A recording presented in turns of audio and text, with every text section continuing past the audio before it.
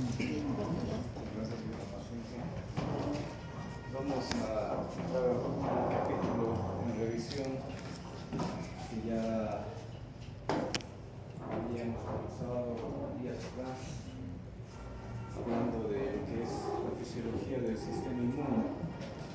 Hasta ayer habíamos visto que tenemos dos tipos de respuesta: la respuesta innata, la respuesta adaptativa. El trabajo de ambas se superpone o algún otro proceso patológico con carácter inmunológico. Decíamos, un patógeno lo primero que tiene que vencer es una barrera primaria, que son los epitelios o tejidos superficiales. Una vez que logran evadir o rebasar esta primera barrera, recién es que se encuentran con el componente celular, que van a ser los leucocitos. Y si estos elementos, sobre todo de carácter fagocítico, como los macrófagos y los neutrófilos, no logran contener el proceso infeccioso, lógicamente tendrá que activarse de manera inmediata el sistema adaptativo, que decíamos ayer es más específico, es más dirigido y además es más agresivo.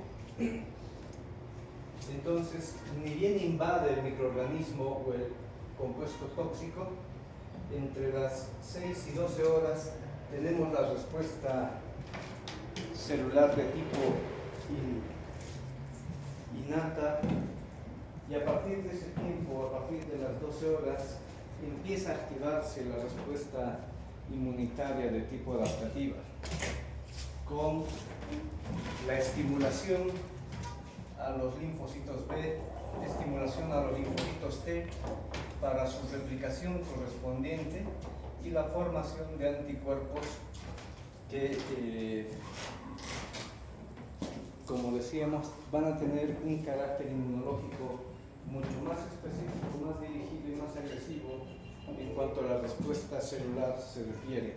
Pero además van a activar todo un sistema colaborador humoral para contrarrestar el patógeno, porque de todos modos probablemente solos no van a lograr el objetivo. Entonces vamos a hacer un análisis en un instante de cómo es que acontece realmente la respuesta en relación a un proceso inflamatorio de tipo agudo. Esto a manera reiterativa para seguir repasando. Entonces, los microorganismos, una vez que evaden la primera barrera epitelial, se van a topar siempre con una célula o dos en el tejido donde están invadiendo.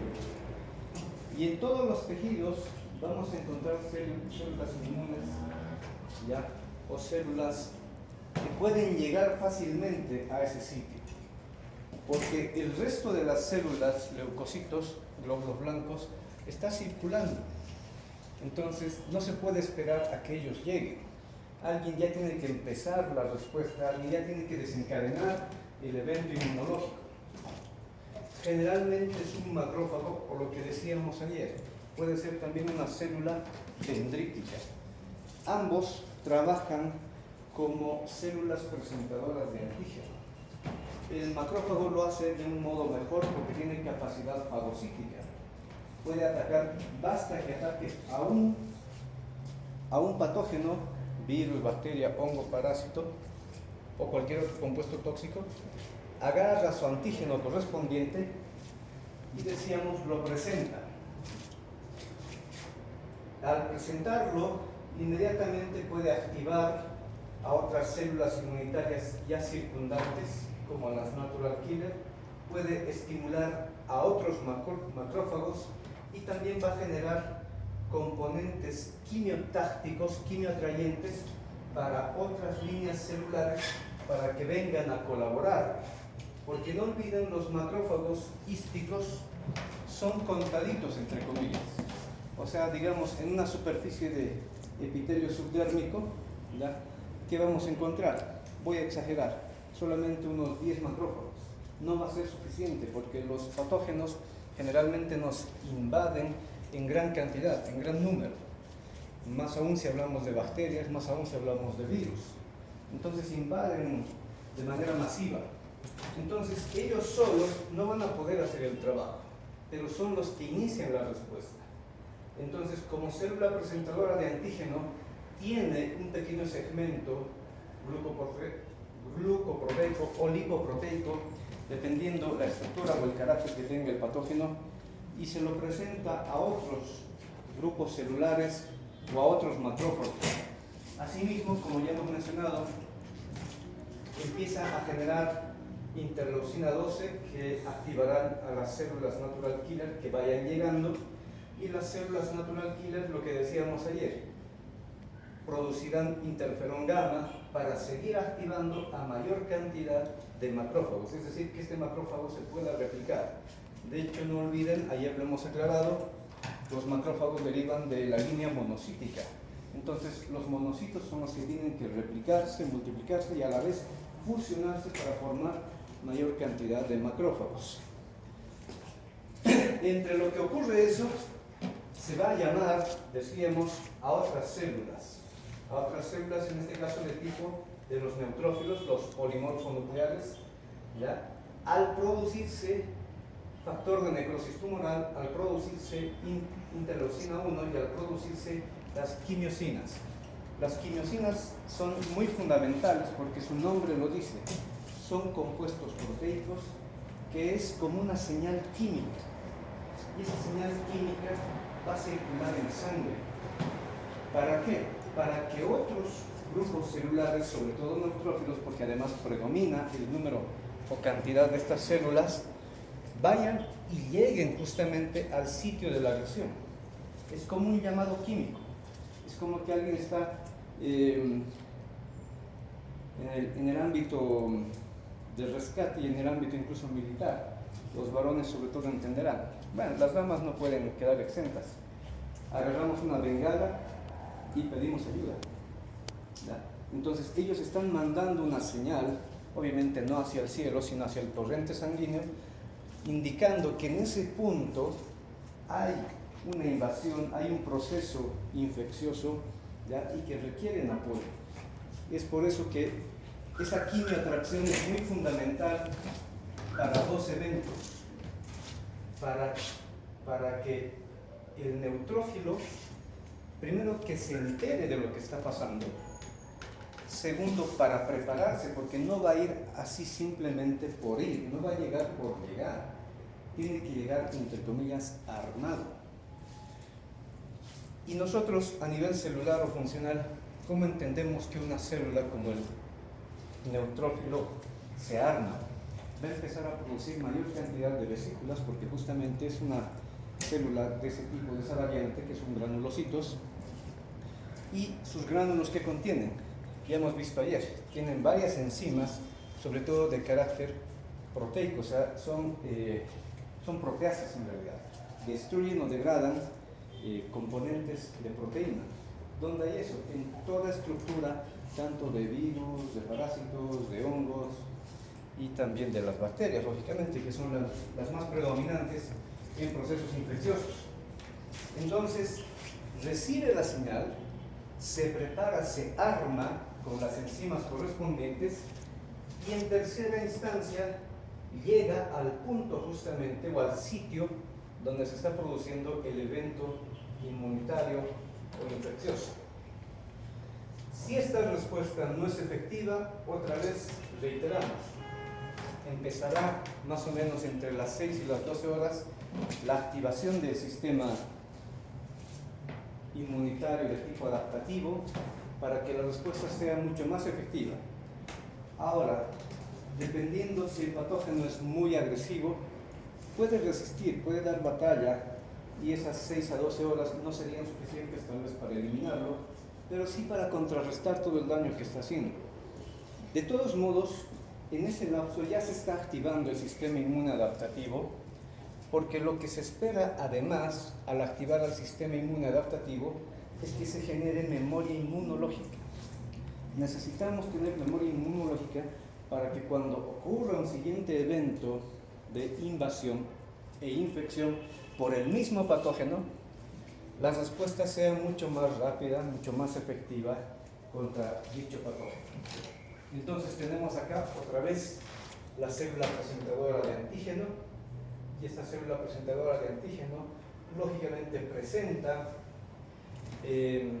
ese pequeño segmento glucoproteico, lipoproteico a una célula, en este caso puede ser el linfocito T, y este linfocito lógicamente va a replicarse, va a generar mitosis, o se va a diferenciar en linfocitos de tipo CD4, son las variantes T helper, T helper 1, T helper 2, y estos a su vez van a seguir produciendo más componentes intercelulares inflamatorios, como interferón gamma para seguir estimulando la proliferación de macrófagos, interleucina 2, interleucina 4 e interferón gamma también para estimular la activación y la proliferación de células de tipo B, linfocitos B, y más interleucina 2 para seguir estimulando a otras variantes de linfocitos como son los CD8, los más agresivos, los citotóxicos que habíamos llamado el otro día.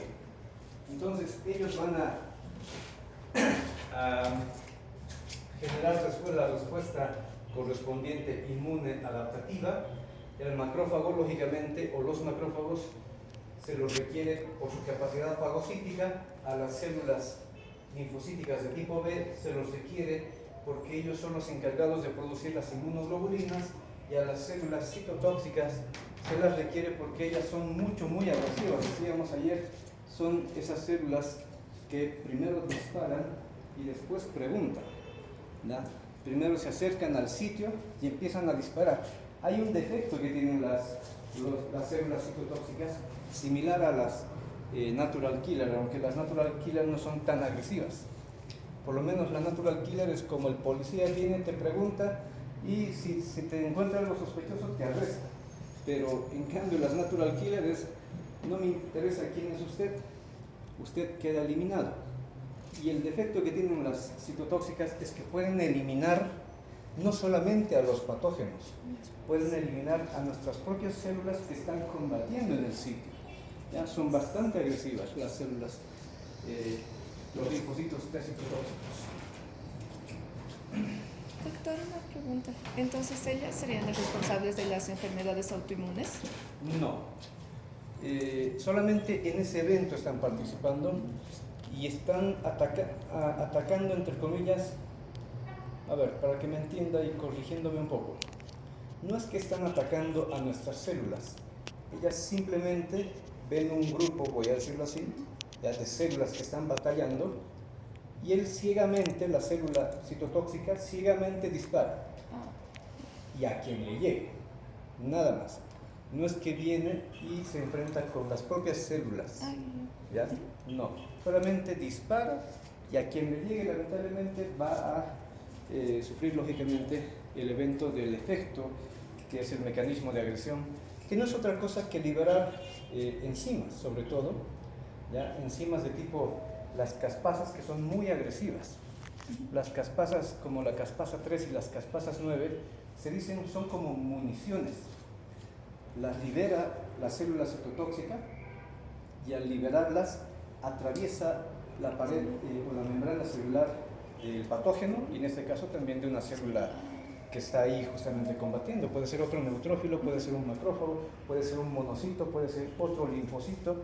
Simplemente ellos disparan. ¿Da? Esto solamente a manera de un recuerdo de dónde derivan todas las células del sistema inmune. Tenemos una célula primordial, lógicamente, en la médula ósea, y esta se va a dividir en dos líneas precursoras, la línea linfoidea respectivamente y la línea mieloide. La línea linfoidea, como su nombre indica, dará lugar y formará a todas las células de tipo linfocíticas. En este caso tenemos los linfocitos T, las células dendríticas, que son importantes como presentadoras de antígenos, hemos dicho, los linfocitos citolíticos naturales o natural killer como tal, de los linfocitos B. Dentro de los linfocitos T hay las dos variantes, las T helper, las citotóxicas, y también no olviden que están las de tipo reguladoras. Esa última, las células linfocíticas T reguladoras, son las que van a ir a parar y decir ya, basta, alto, ya no sigan disparando, ya no ataquen, ya hemos ganado. Porque ahí, si no detenemos al sistema inmune, una vez que ya ha contrarrestado al patógeno, ahí sí pueden seguir atacando, ¿ya?, indiscriminadamente a cualquier otro tejido o célula circundante. Ahí sí. Bueno, también tenemos, entonces, decíamos los linfocitos CD4, los tipo helper, y los linfocitos T citotóxicos o CD8. Los T helper se subdividen en varias categorías. Tenemos T helper 1, 2, 17, 9, y los linfocitos T reguladores. Estos son importantes cuando producen interleucina 10. No vaya a ser una pregunta de probable examen parcial. La interleucina 10 es un gran mediador, pero antiinflamatorio. Esta interleucina 10, a diferencia de la interleucina 1 y la interleucina 6 o el factor de necrosis tumoral, la interleucina 10 es la que dice basta, porque es un compuesto citosólico, es un compuesto que los producen justamente los leucocitos, por eso se llaman interleucinas. Entonces, esta cuando se libera, y sobre todo la libera los linfocitos T reguladores, se acopla a su receptor, y una vez que se acopla a su receptor en cada célula, entonces esa célula se inactiva, vuelve a su estado pasivo, y si todo está normal, vuelve a circulación. En otro caso, algunas células que ya habíamos mencionado van a producir factor de necrosis tumoral, y en un segundo vamos a ver el factor de necrosis tumoral. Cuando se acopla a su receptor, desencadena inmediatamente apoptosis. Entonces puede estimular muerte celular, aunque en este caso ya no sería programada, sino simplemente sería una muerte celular, porque esas células ya han terminado de combatir, han cumplido su función.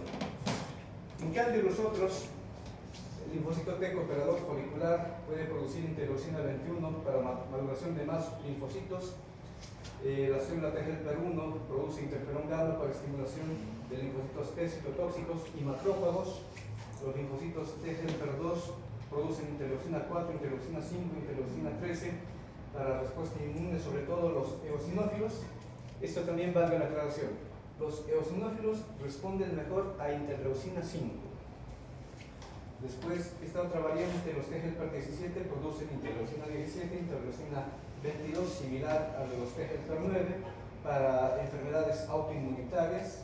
Son células, son variantes no tan frecuentes en aparición, ¿ya?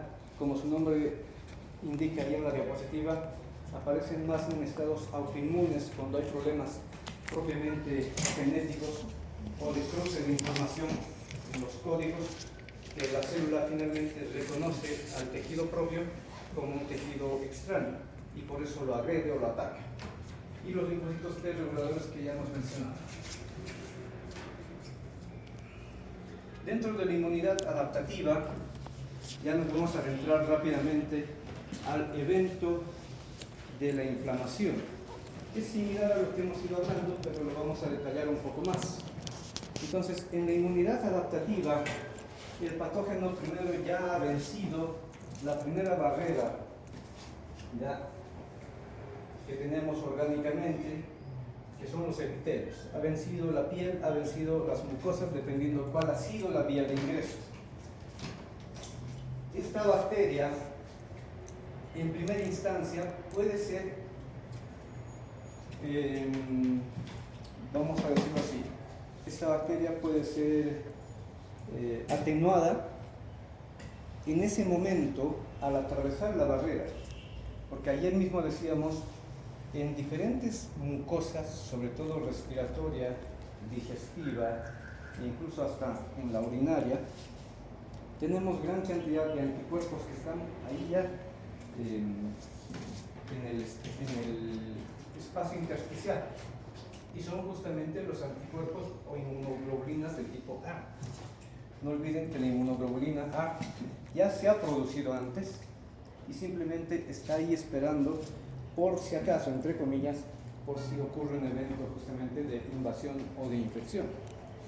Entonces, dependiendo por dónde ha sido el ingreso del patógeno, puede o no tener justamente este estado de atenuación por la inmunoglobulina A. En un momento lo voy a aclarar. Lo único que hacen las inmunoglobulinas es generar oxonización. En un momento vamos a ver qué es oxonización. Bueno, si las inmunoglobulinas no son suficientes, lógicamente la bacteria va a rebasar la barrera epitelial y luego se va a topar probablemente con una célula dendrítica o se va a topar con un macrófago correspondientemente.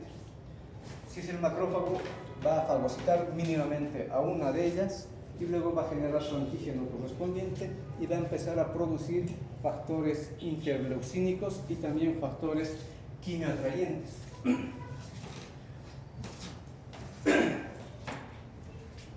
Bueno, puede ser la célula presentadora de antígeno, en este caso la célula dendrítica o el macrófago, que van a empezar a activar a otros componentes celulares que ya habíamos visto.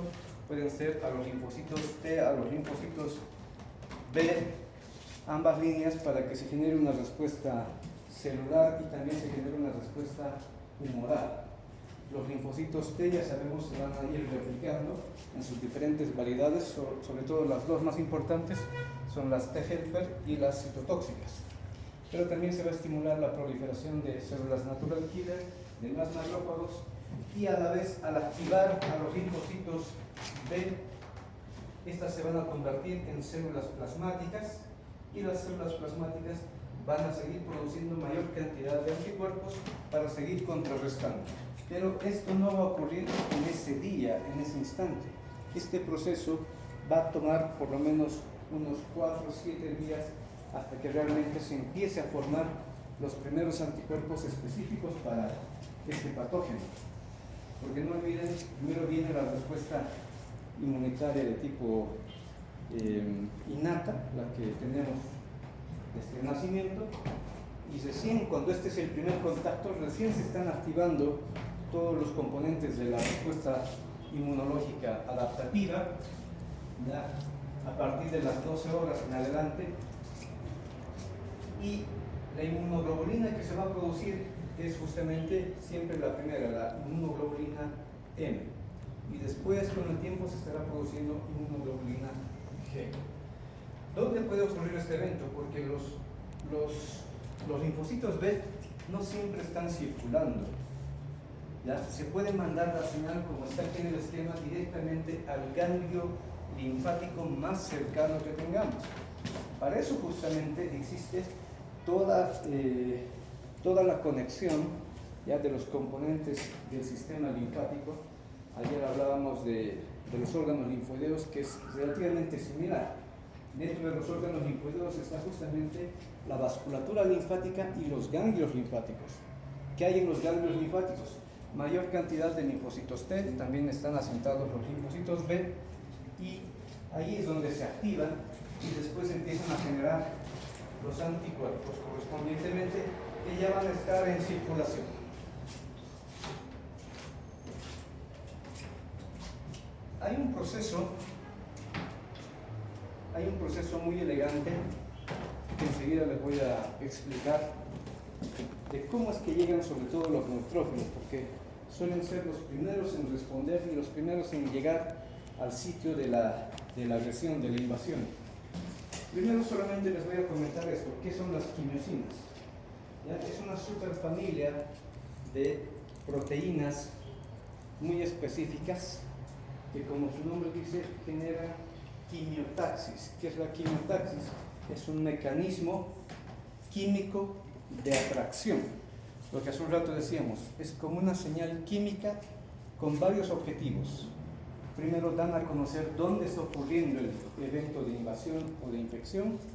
Segundo, es una señal propiamente que todas las células inmunes pueden ya tener en cuenta o tener en mente. Y tercero, sirve para activar activar al componente celular, sobre todo neutrófilos o monocitos o linfocitos, porque les decía, este neutrófilo no puede llegar desarmado, tiene que llegar con mayor cantidad de municiones, y sus municiones son justamente los gránulos que tiene en su citoplasma. Entonces va a aumentar la cantidad de gránulos antes de llegar al sitio, tiene que modificar incluso, valga la aclaración que en un momento voy a mostrarles en la imagen, tiene que modificar incluso su estructura celular. De una vez les mostraré, que hace un rato estábamos viendo, tiene que modificar su estructura celular porque el neutrófilo, sobre todo los neutrófilos, tienen que salir de la vasculatura, no se van a quedar aquí en la circulación. Por la quimioatracción van a sufrir todos estos eventos que en un momento se los explico, pero fíjense, tienen que pasar por sitios bastante estrechos. Si se mantienen como células que son generalmente células esféricas, entonces no pasaría. Tienen que sufrir un mecanismo de deformación, vamos a decirlo así, de laxitud de toda la estructura celular.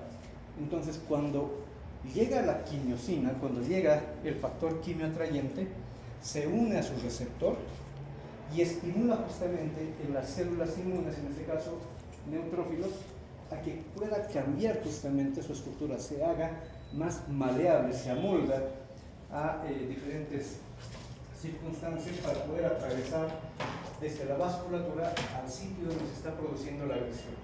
Entonces, hay varios componentes o compuestos químicos que generan quimioatracción. Está el complemento 3A, que es lo mismo decir 3 activado, complemento 5 activado, las propias quimiosinas, la histamina, las prostaglandinas e incluso los leucotrienos. Todos ellos pueden salir al torrente sanguíneo porque los producen los macrófagos, los producen las células dendríticas o pueden producirlo en alguna circunstancia hasta las células endoteliales, ¿ya? Entonces, esos factores quimioatrayentes llegan a la circulación, luego se van a unir al receptor correspondiente en la superficie de los leucocitos y se activan, se preparan, aumentan la cantidad de gránulos y enzimas protolíticas sobre todo, y resines que pueden llegar al sitio de la invasión y de la infección para contrarrestar al patógeno. Entonces las quimiosinas son muy importantes y hay una gran cantidad de quimiosinas que pueden participar.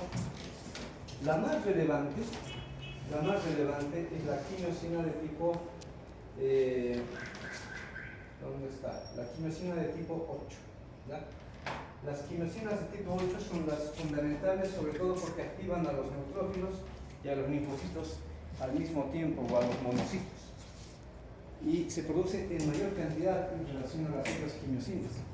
Es muy fundamental. Entonces, la célula, en este caso el neutrófilo, el monocito o el linfocito, tiene que tener un receptor específico para esa quimiosina. Si no tiene su receptor específico, lógicamente no va a generar ningún evento, no va a generar ninguna modificación. Entonces, todas las quimiosinas tienen sus receptores correspondientemente, ¿ya? Las quimiosinas se nominan de esta manera, CXCL8, y así van variando. Solamente se usan 2 letras, o a veces 3, o es C, o es X, o es L, o una combinación entre ellas, ¿ya? Doble C, doble CIX, CXL, CXC, hay varias combinaciones.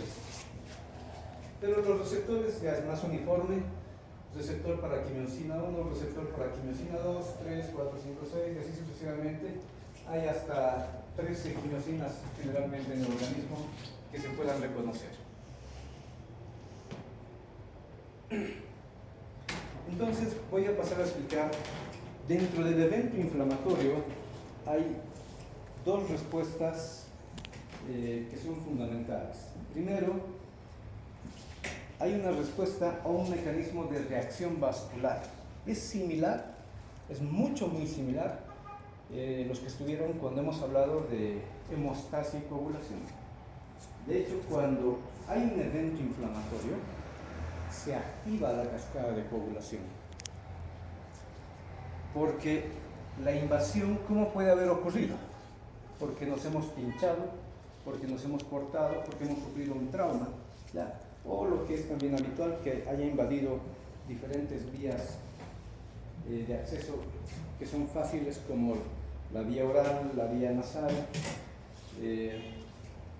que dirigen específicamente tanto a la vía respiratoria como a la vía digestiva, que son las más habituales, las que generalmente, o donde generalmente se producen varios procesos o eventos infecciosos, o en vías urinarias o en vía digestiva baja. Entonces, al agredir al epitelio, al dañar el epitelio, puede generar labilidad o puede generar debilidad de los capilares circundantes a ese epitelio. Si un patógeno, cualquiera de ellos, ha tenido que, más bien, ha atravesado la primera barrera, que es el epitelio, la piel o las mucosas, generalmente ha tenido que agredir a una o a varias células para poder rebasarlas. Ha tenido que dañarlas. Ya, mínimamente habrá muerto una de ellas, una célula, por lo tanto, siempre va a haber una reacción en el subendotelio de carácter vascular. Y cuando ocurren eventos traumáticos, cortaduras, punciones, cortes y otros, lógicamente la inoculación del patógeno es mucho más fácil, es más directa. De todos modos, siempre hay una respuesta inicial de la vasculatura en el evento inflamatorio. Lo que decíamos, por ejemplo, para hemostasia.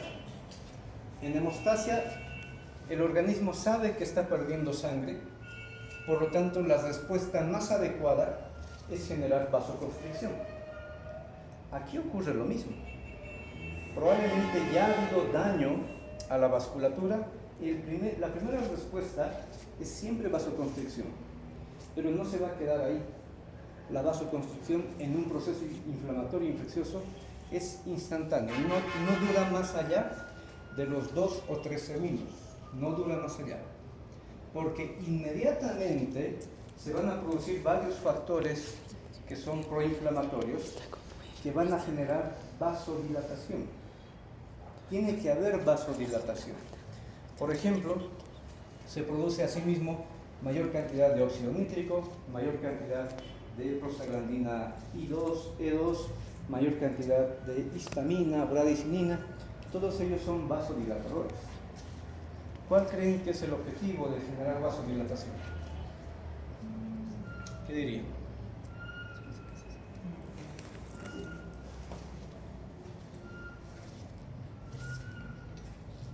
Hace un rato yo lo dije. Emitir el vaso. Estas células están circulando y además el recuento por microlitro es muy bajo. ¿Ya? El recuento por microlitro es bajo, me refiero a la cantidad de células. Necesitamos un gran número para contrarrestar al patógeno. ¿Ya? Supongamos que aquí se ha generado una punción, lo que han hecho ustedes al tomar las muestras, se ha lesionado el vaso sanguíneo y probablemente se ha inoculado un patógeno.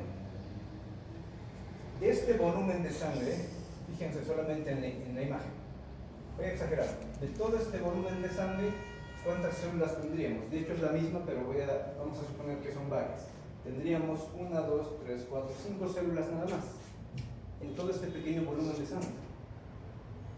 Que salgan esas 5 células para generar una batalla con unas 20 que tenemos aquí, no es suficiente. No es suficiente. Entonces la vasodilatación permite el aumento del flujo de la sangre para que llegue mayor cantidad de células al sitio donde se está sufriendo el evento de invasión o de infección. Justamente para eso sirven las quimiosinas, la histamina, las prostaglandinas, para generar vasodilatación y al mismo tiempo están llamando a las otras células, sobre todo macrófagos, como primeros en respuesta ya del sistema inmune. Para eso están haciendo justamente estos eventos o están produciendo estos compuestos. ¿Qué estamos viendo específicamente en imagen? ¿Qué es lo que hace el neutrófilo? Y lo puede hacer cualquier otra célula. Pero sobre todo lo hacen los neutrófilos, porque son los primeros en responder en el primer llamado que se ha hecho, ¿ya?, por estos factores quimioatrayentes. ¿Qué está haciendo específicamente? Ocurren 4 eventos. Esta célula ya está activa. Hace un rato decíamos, necesita activarse.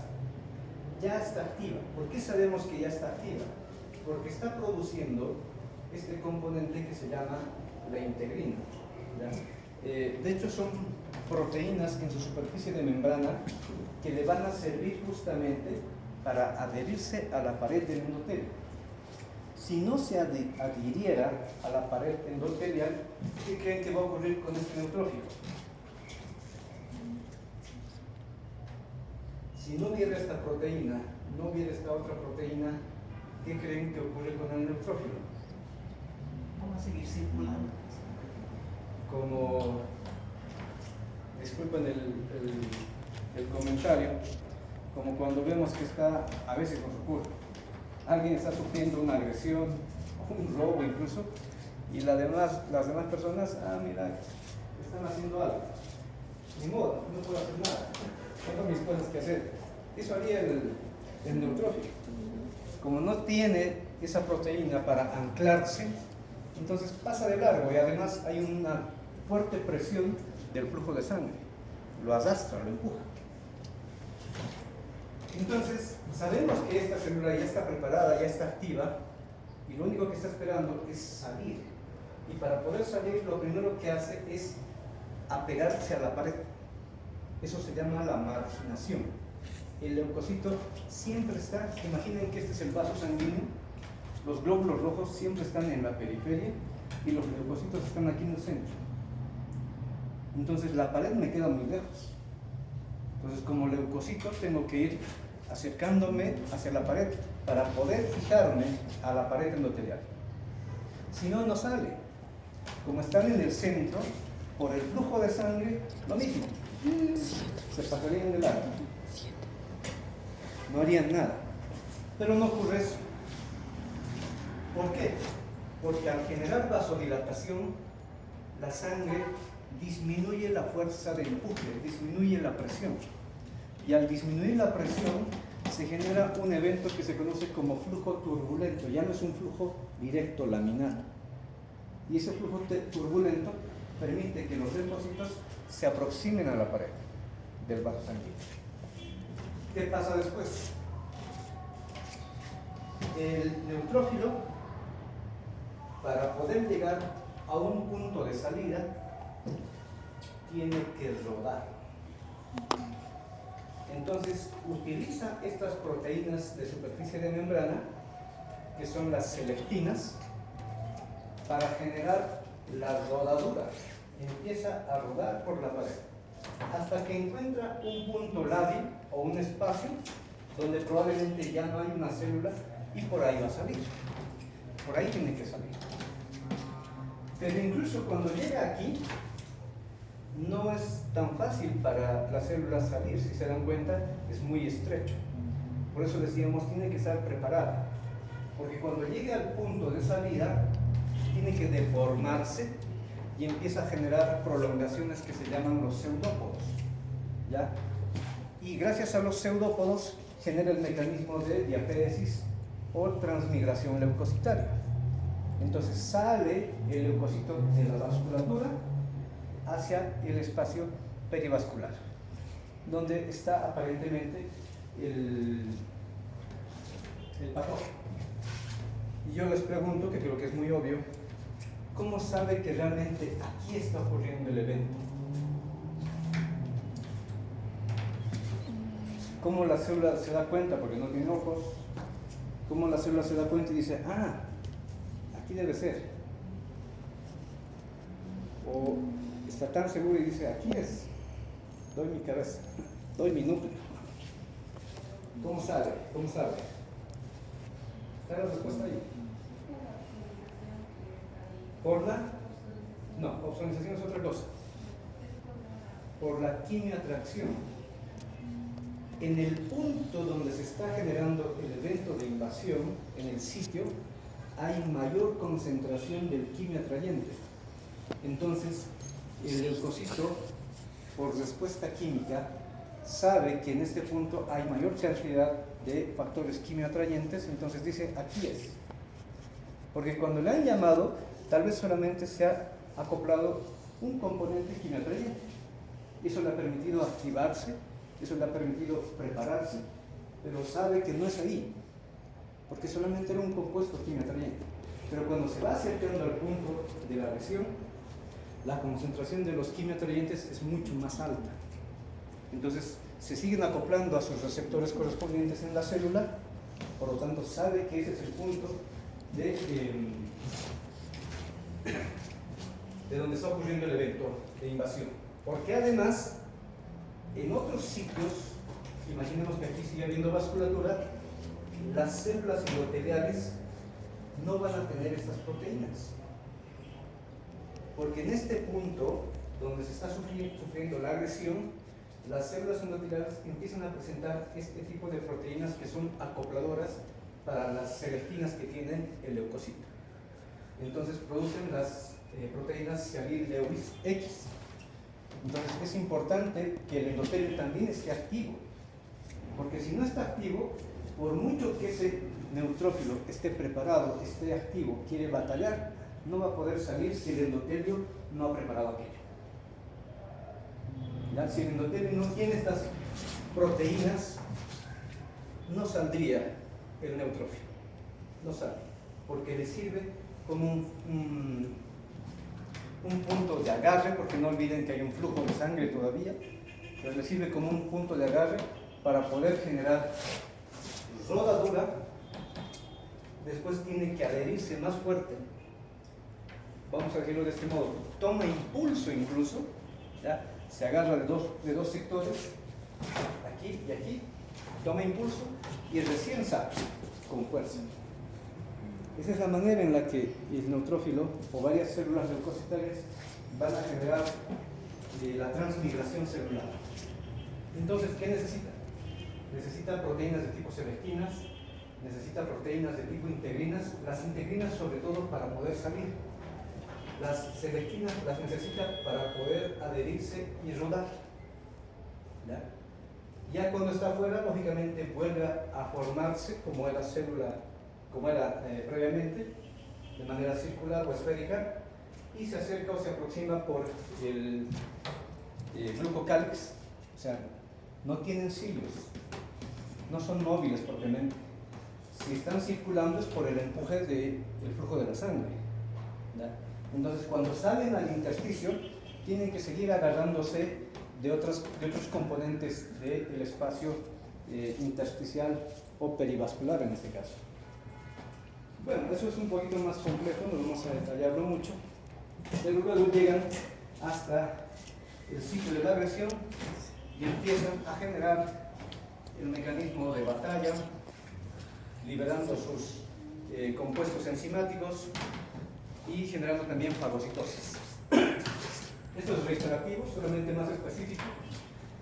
Tenemos varias citocinas, factor de necrosis tumoral, interleucina, que ya el macrófago puede haber producido, o en algún caso la misma célula endotelial puede producir. El mismo macrófago puede generar, hemos dicho, quimiosinas, factores quimioatrayentes, como interleucina 8, que es muy elemental. Estos componentes salen a la circulación y el leucocito, el neutrófilo sobre todo, se activa, genera sus proteínas correspondientes de adhesión molecular y luego empieza el proceso de marginación, rodadura, adhesión y transmigración por diapéresis. Y de esa manera sale. Entonces necesita todo un sistema proteico. Ahí tenemos dos tipos de proteínas, sobre todo en esta parte, que son las ICAM y las PCAM, y a este lado tenemos las de tipo BCAM, faltan. Entonces son varios complejos para que se den cuenta, no solo la inmunología, sino en realidad toda la medicina ya llega a este nivel, que es un nivel de hecho molecular, subcelular. Tenemos que entender qué es lo que está ocurriendo y esto les va a servir de hecho hasta el año, espero que lo recuerden, de cómo es que ocurre el evento de respuesta celular frente a una agresión en un proceso inflamatorio agudo, por si acaso, en un proceso inflamatorio agudo.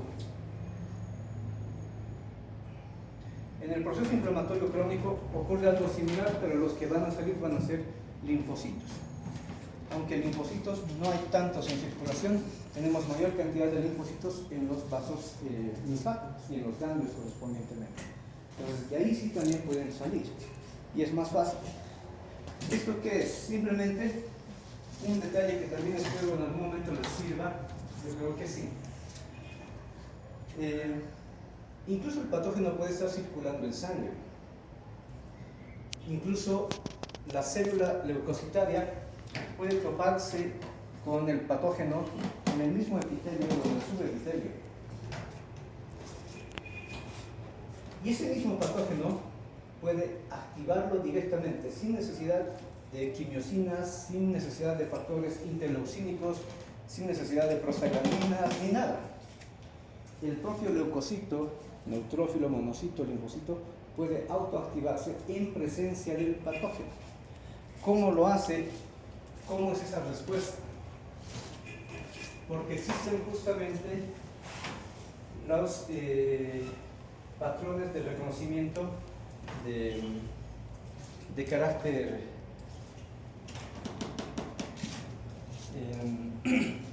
extraño, es decir, de células extrañas, y también existen los patrones moleculares de